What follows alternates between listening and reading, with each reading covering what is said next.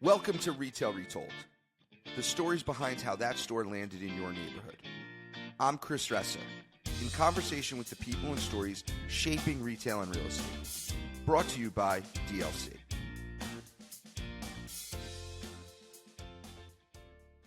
This episode is sponsored by Mike's Brush and Bucket. Thank you for supporting Retail Retold. Learn more about Mike's Brush and Bucket at their website, www.mikesbrushandbucket.com. Welcome to Retail Retold, everyone. Today I'm joined by Chris Homewood. Chris is the CEO of America's Thrift. I'm excited for him to be here. Welcome to the show, Chris. Awesome. Thank you, Chris. It's really, it's awesome to be here. Thanks for having me today. No problem. Well, listen, I think it's an exciting time for you and your business. I'd love to just start off, though, talking about you a little bit more. And why don't you give the Chris story and who Chris is? Awesome. All right. Well, how much time do we have? No, I'm just kidding. Not that interesting.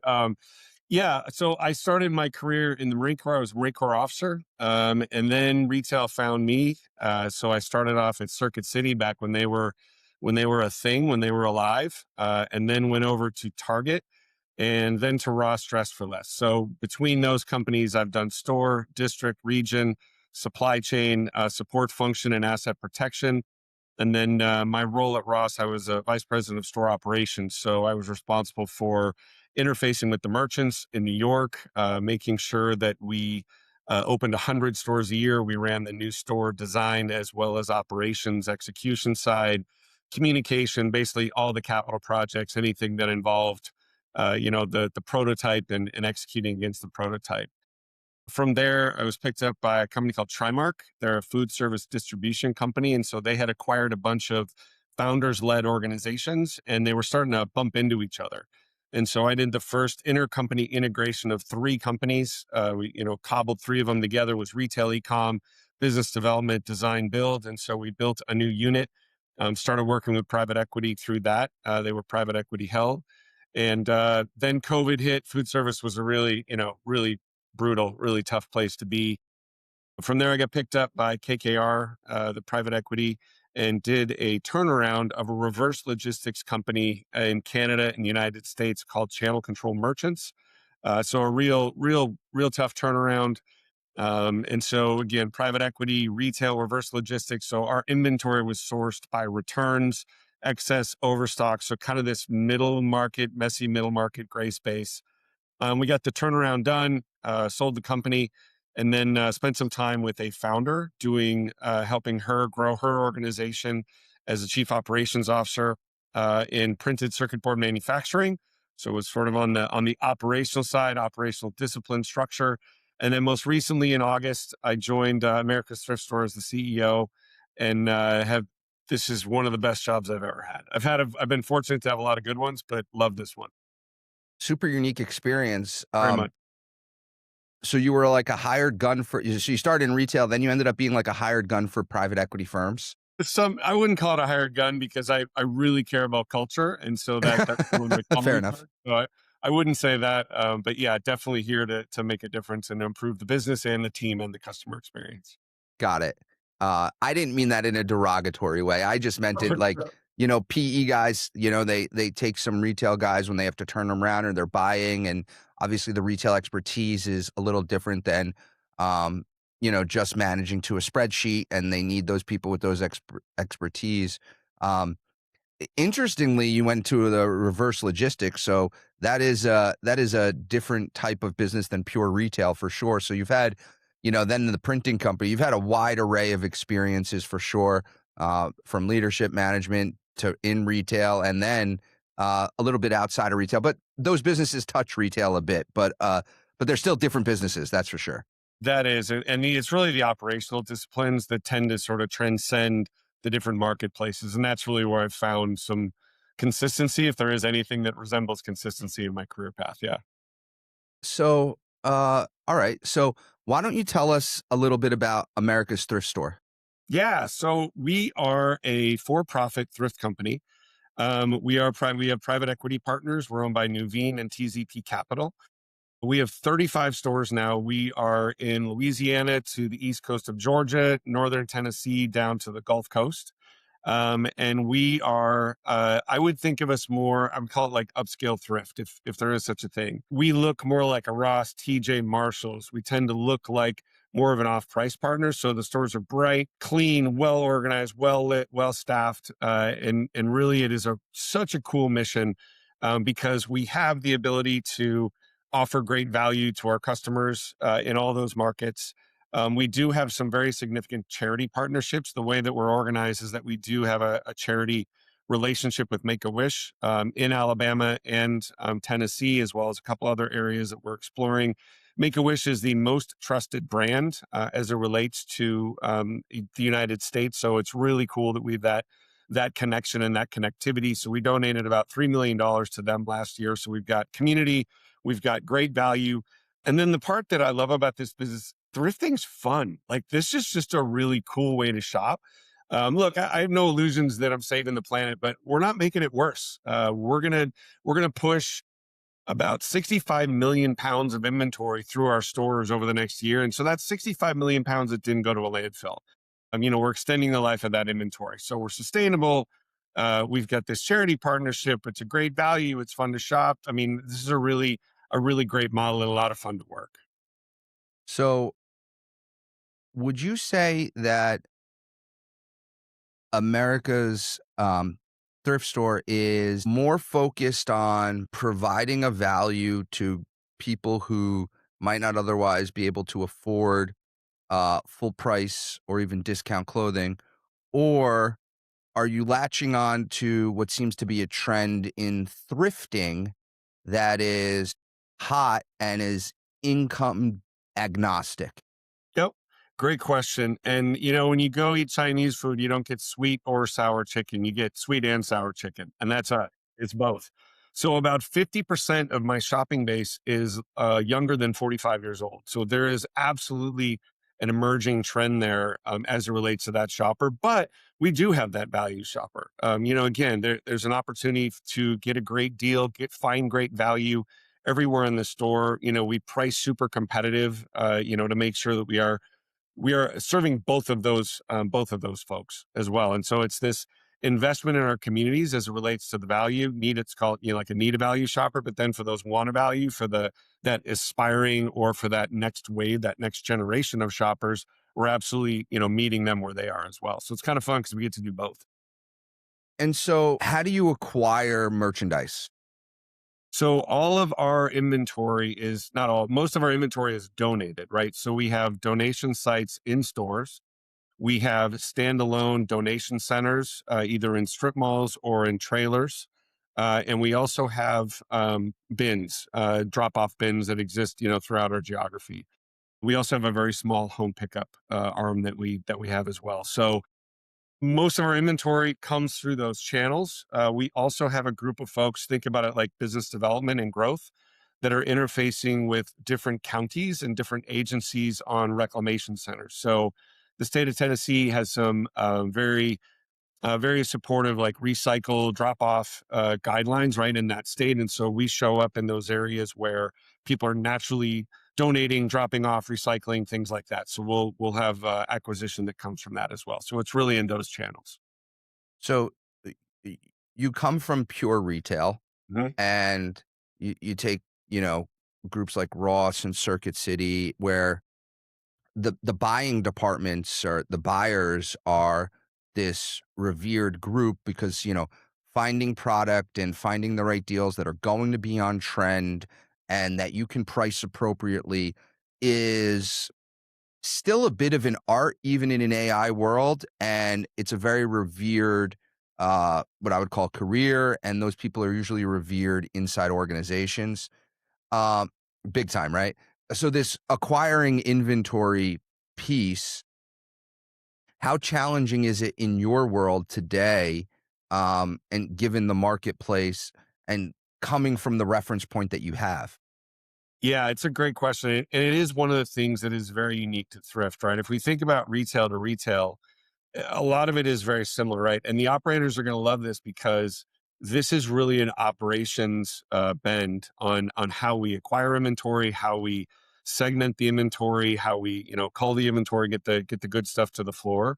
So it's very chaotic, meaning not like messy, but the or not like unorganized, but the inventory that comes in is very similar to reverse logistics in the fact that you get sort of whatever the universe is spilling out that day. So the main driver for our inventory acquisition, different than a merchant or a buyer, is convenience. There's three things: it's convenience, convenience, and convenience. Like people want to donate in a convenient place, so we have to meet them there. So it's a bit of a think about it like an upstream reach as it relates to the inventory acquisition pipeline versus a pull. We're not going out and sourcing inventory. We need to meet those customers, meet those donors where they are, and make sure that we give them a convenient place to do it, that we're incredibly friendly, and that it's fast, right? I mean, it really is that as we do that. From there, then it turns in operations, right? Then it's all about the processing. How do we make sure that inventory gets sorted, priced, and then out to the floor, really quick. We'll turn our inventory in about 9 days. One piece of inventory will turn in about 9 days. So it is throughput. It is all about getting that inventory out to give her a fresh look at what we have. Wow, that's almost that 1 week turn. Holy cow. Yeah, So, yeah. wow. So that surprises me. I would have guessed you had a lot more multi-month inventory that turned once a quarter maybe rather than uh that. Is there seasonality to it? There is a little bit. So our fourth quarter, our peak is Halloween. That's the busiest thrift holiday of the year. So there is a Hmm, spike there. I had no And idea. yeah, yeah, that's a big time for us. We have a lot of fun that time of Makes year. sense now that I think about it. If I want to build a costume, I'm going to go thrifting. Yeah, when you want to dress like Elvis, where are you going to go? Like where do Right. you start? So that's our peak time of year. The donation, when people donate, is a little bit counter to when people buy. So there's two sort of businesses to manage as it relates to those two things: when we get inventory, or when there's spikes in inventory. But a lot of this is driven. Donations are around tax time, I imagine. Tax time is a big one, spring cleaning, after holidays. And then sometimes in the summer, we'll see a spike too, because that's when more people tend to move. When people move, they're looking at their house. I don't need this. My house is bigger. My house is smaller. I got a new one of these. I need an old one of these, things like this. So we'll see a lot of that spike during call it like life transition times. That's one of the main drivers. Um, but the inventory turns, right? And when you think about what that looks like, and that seasonality as you described, it really is about having a fresh offering. People that like to thrift, and it's not dissimilar from off price in the sense that you're not going to thrift because you need a specific item for a specific thing. Like I'm not going for a black shirt. I'm going because I wonder what they have today. So you have to feed that mystery. You're feeding that psychology of I don't know what's going to be there. And so by us continually showing new inventory, that just continues to feed that cycle. And all it takes is one. You find one piece, you find one, collectible plate or clock, or one, like I found a Helly Hansen jacket. So a super high end, rain jacket for $9. I didn't buy it because I wanted the customer to have it, but I was like, oh my God, this is a great deal. So all it takes is one, and then you're hooked, and that drives that inventory push. Got it. How, speaking of that, uh, how big of a market is flipping? How many are there a lot of consumers who are going in to find stuff to then resell it? There are. Resale continues to grow. ThreadUp, which is the big online marketplace for thrift, they put out a report every year it's actually exceptionally well done. That market, the reseller market, is growing. It's like in the mid 20s as far as that. And that is certainly part of our value proposition as well. There are folks that do that. It's part of the equation. Yeah. And how and what portion of your business is apparel versus other things? It's apparel is 70 to 80%, depending on the store, but And the it's rest is like toys, maybe a piece of furniture, decor, stuff like that? Yep, home decor. We call it miscellaneous. So, that's the hard goods, home goods, anything you think about that, sporting goods, and yeah, then some furniture as well. So, but Got it's it. mostly apparel. Yeah. And when you talk about that secondhand shopper, I mean, the secondhand market is forecasted to be just south of $80 billion in 2030. So in 5 years, 4 years, excuse me, that marketplace is growing tremendously, sort of that space. So what does that $80 billion mean? Like that is larger than 2/3 of the GDPs on the planet. So there are 130 countries that are smaller than on a GDP basis than what the secondhand market is going to be in 4 years. So this is growing. Wow. That's a fascinating stat. As it relates to your business, um, how big are these stores? Yeah, our stores are about 25 to 35,000 square feet of retail total footprint. We can go up to about 60 because we do process all the inventory on site. So we can take a little bit bigger box. And how do you guys think about how do you price goods? Yeah. Yeah. We have a fairly sophisticated business intelligence system that's been collecting individual items of inventory for the last decade. So if I sell 65 million, pounds, a pound a piece, it's 65 million. So it's in the hundreds of millions of data points. And so we have a simple matrix that outlines based on the brand. So like the brand of the apparel that you're holding and then the quality of the brand. And we look at it and we look at every piece and we grade every single piece to try to find the right value that matches that value proposition for the customer. And Does so that that's take a part of the long time in the store? it does. It's the major work in the store. We can do it fairly quickly though. Our graders are amazing. I mean, seriously, these are folks that are the backbone of the organization for sure because they do the work, but they've also got that knowledge of just years and years, and we have a really good tenured team that they're able to do that and keep us whole, keep us consistent, and we continue to leverage technology, AI, all these different things to sort of feed into that algorithm to make that even easier for them. Got it. Yeah. What's the growth plan? How many stores do you guys want? So I love talking about this. So we're doing one thing: profitable new store growth. You ask anybody, you ask me, you ask anybody in the organization, that's what we're talking about. So we are opening 5 stores a year for the foreseeable future until we hit, like I said, we're at 35 stores. So until we hit 50 stores, then we'll do a 10% growth rate. So this year I have opened one 2 weeks ago. I've got three more in build out, and then one more in final lease negotiations, and then we're developing through the support of a lot of great folks, building out a nice pipeline for 2027, because that's really what this looks like. And we're kind of making a movement to the north for our footprint. So super excited about that. Super excited. Got it. The when you what is driving? What is driving where you guys are deciding to go and grow? Yeah. So our model is malleable in the sense that we don't need a lot of volume to be able to generate a High profit. margin business. It is, and we've done a really nice job to really just be critical. And I learned this at Ross, quite frankly. Like, how do you just invest in the operation and make sure that there's just we don't have a lot of excess, right? And so we're really lean. We're really focused on providing value. And so when you look at where we are today, it's a combination of two things: supply and then the real estate availability, right? So the way that we've structured is that we're leapfrogging essentially, where we'll put a donation as we move north on the fringe of the store count. You move essentially to the fringes to start to source donations, and then fast follow a store. So it's donate store, right? And you kind of escalate that way. That's how it looks on paper.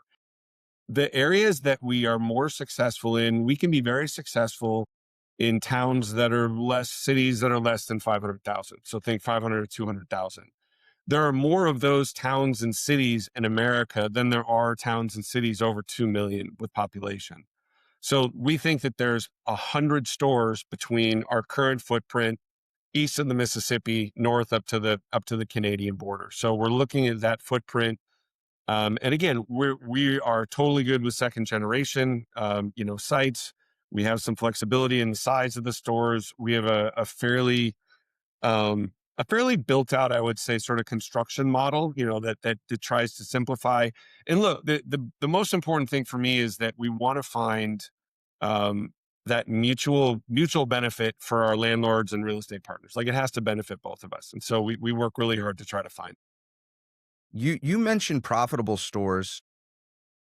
You know, I imagine your largest expenses are labor and real estate. You don't have really much in the way of COGS, right? There's not much cost of goods sold. Maybe there's something to it. I don't know.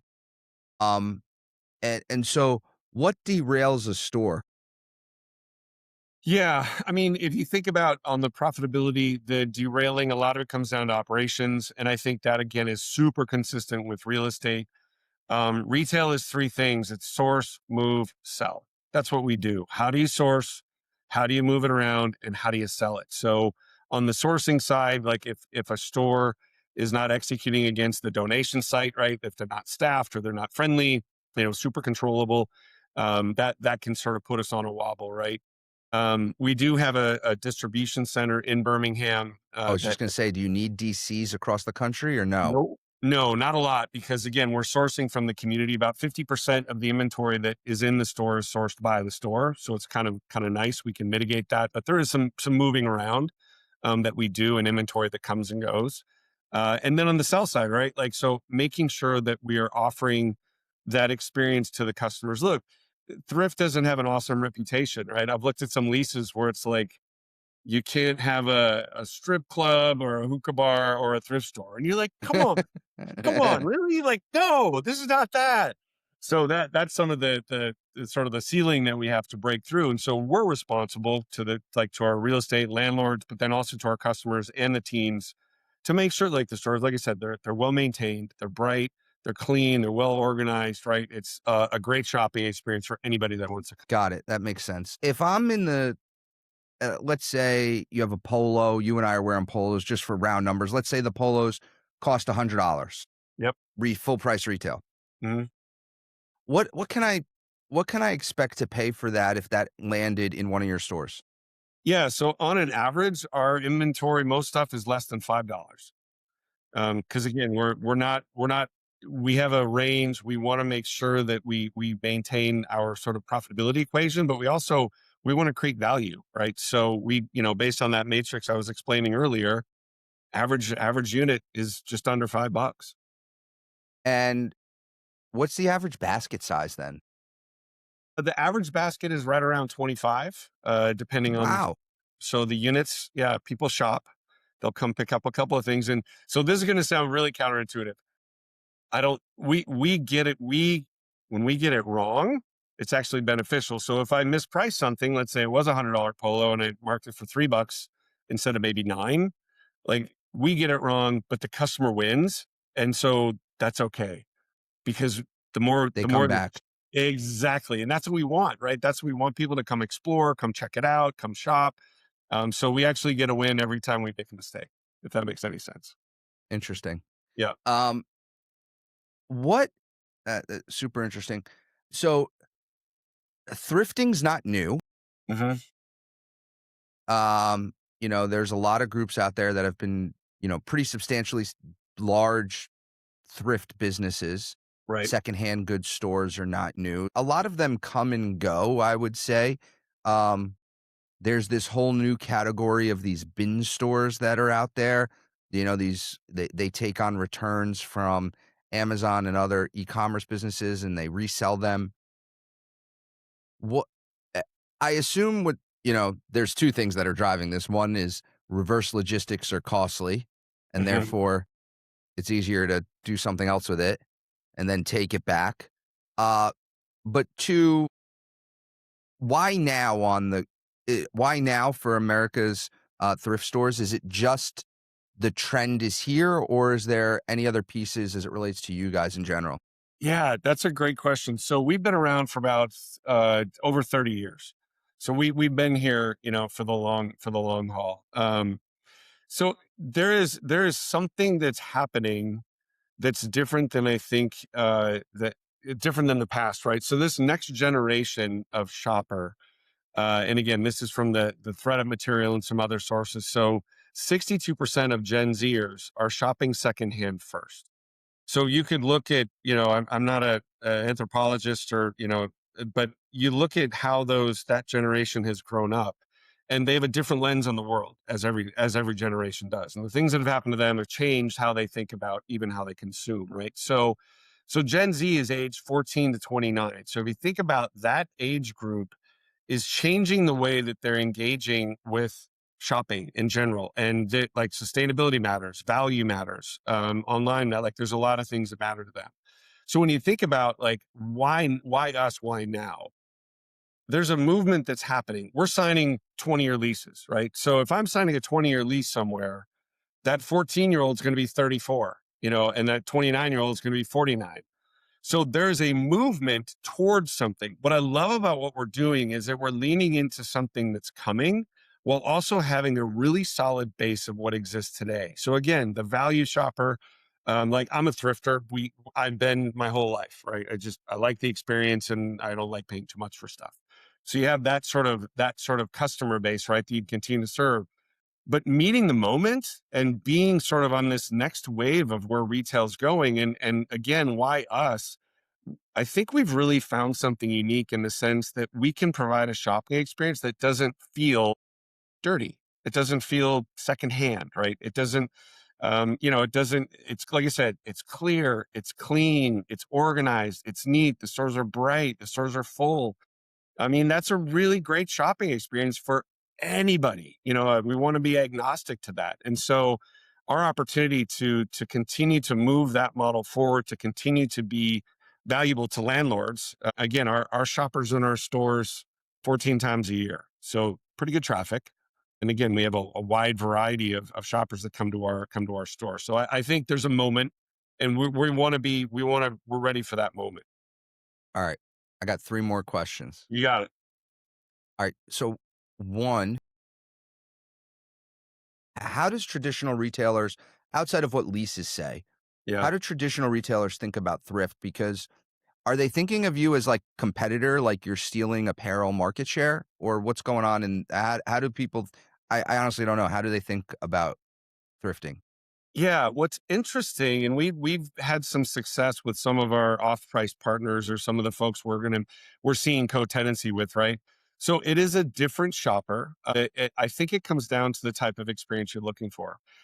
So I'll use Target as an example. If you're looking for a specific piece of home decor, a specific swimsuit, a specific workout shirt, you have to go look for something specific. And that's what all mainline retailers have. They have that. What we offer, and it's similar to the off-price model, is that we offer more of that experience, that I need something, I need a shirt, I don't know what it looks like, I don't care if it's green, yellow, or red. So there's a differentiation there that I think makes it okay for us to coexist. The other part of it is that the traffic, right? That customer that goes to Target may be picking up bananas because they have their P Fresh model, right? So the customer that goes to Thrift because they're looking for something interesting, but there's a Target nearby. Well, now we're back to the convenience factor.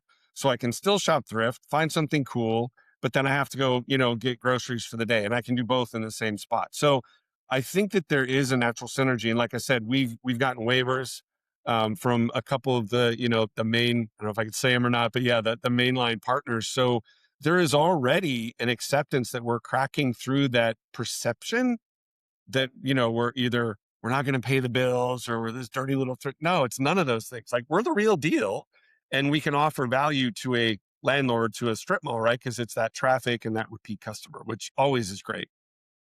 Got it. Is there a delineation in the customer profile? Like, are majority of your shoppers, male, female? Do you have more female clothing, more male clothing? Is it equal? Yeah, predominantly female. We definitely have more women's clothing than men's clothing.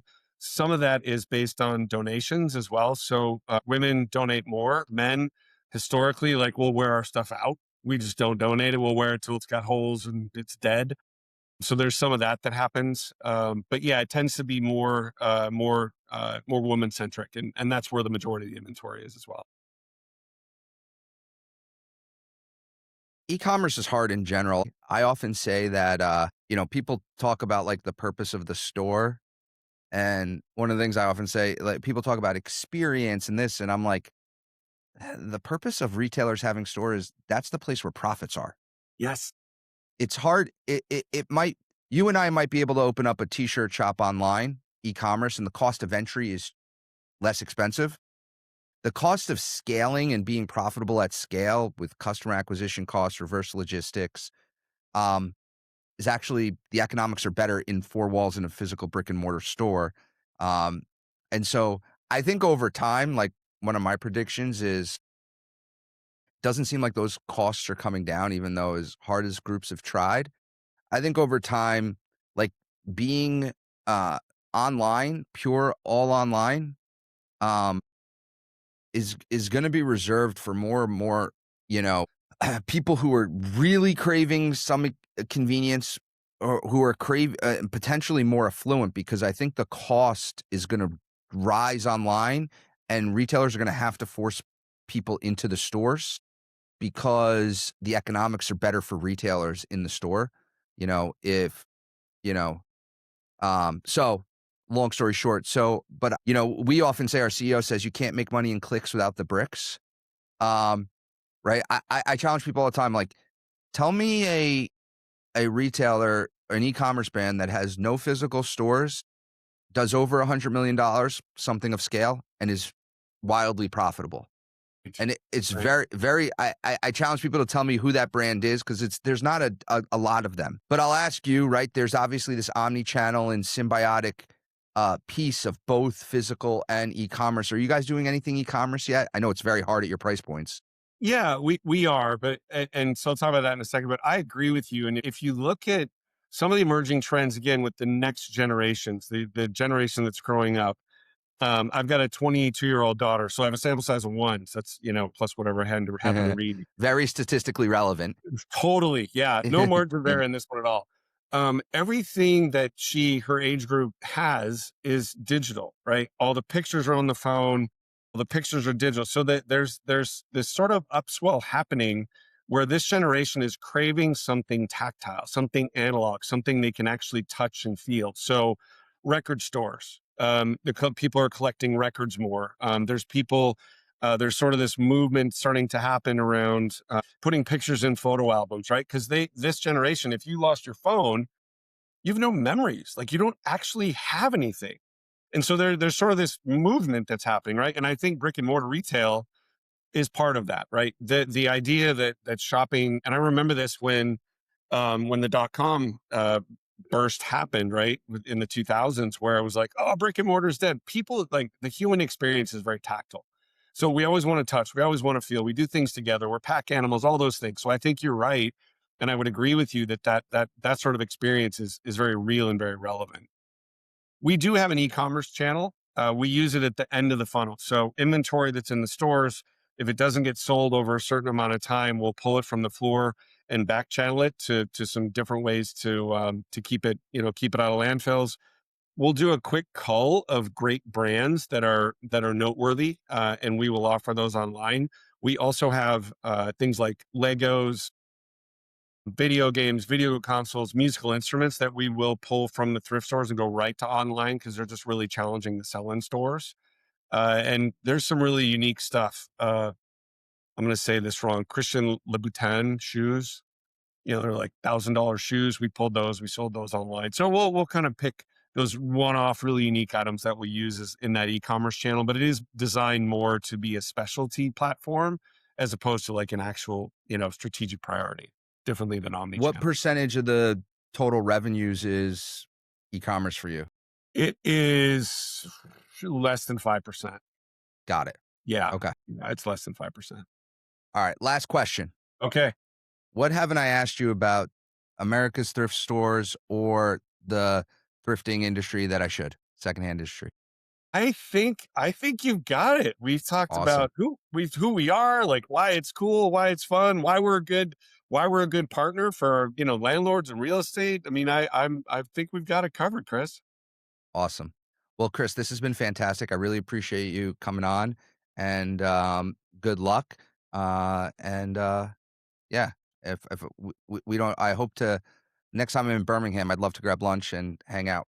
There's a lot of really good restaurants here. Like they're hitting the top in the country. But Chris, thank you for having me. Thanks for the good work that you guys are doing too. It's really an honor, and I really appreciate the time. Thank you very much. No problem. Thank you. All right. Appreciate you watching. Hit subscribe. See you in the next one.